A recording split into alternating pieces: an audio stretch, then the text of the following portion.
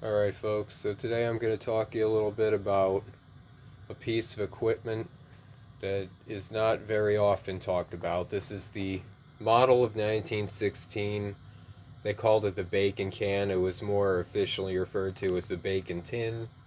They had this in World War I. It was used by the United States military. And as you can see right there, and this isn't the best condition. This is my first M1916 bacon can. But it's still good enough. It's preserved enough. You can tell what it is. Model of 1916.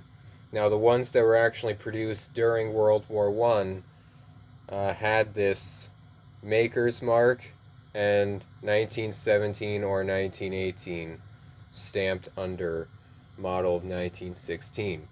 Okay, well this is the lid, and this is the main body of the can itself.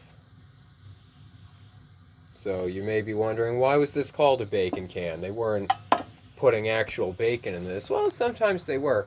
There were meat rations in World War I that were, as meat rations go, they produce juices and all that slime and shit.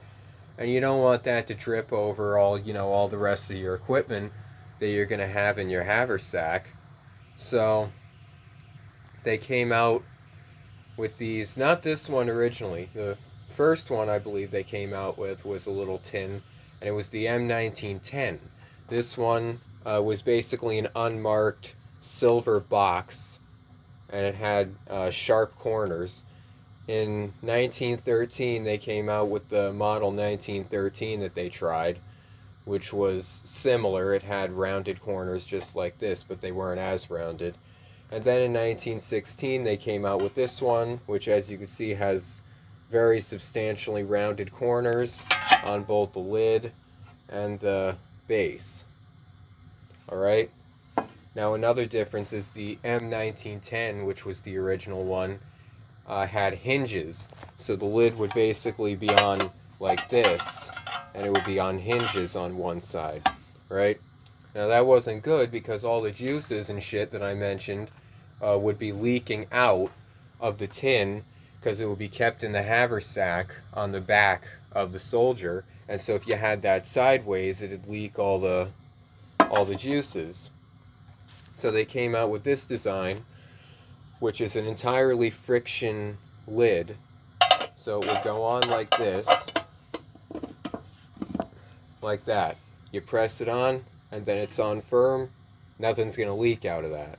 Now, as it got banged around in the haversack and it got dented, all that sort of stuff, sometimes even then it would leak. But normally, with this friction lid, very hard to get anything to leak out of that, right? Now, this one here has not been treated very well by age. When these came out, they were, well, let me start off by saying they're made of iron, but they had a tin coating. So when this came out over 100 years ago, and this was issued to the soldiers, it was even more shiny than this canteen cup. It had that nice tin coating. It basically looked like it was wrapped in aluminum foil. But of course that tin coating wore off in all those years. You could kind of see it inside. Generally the tin coating is more preserved on the inside of these things than it is on the outside. So very hard to find ones that are really nice with that original tin. And this one has its own story to tell. You can see all the scratching in there. Model of 1916. And these were used up until the 20s. I do not believe they were using them up through to World War II. So, and this is a piece of equipment that really isn't talked about that much, in comparison to the canteens, the mess kits, all that sort of crap. So I figured I'd talk about it real quick. So, thanks for watching this. I hope you learned something new, and take care.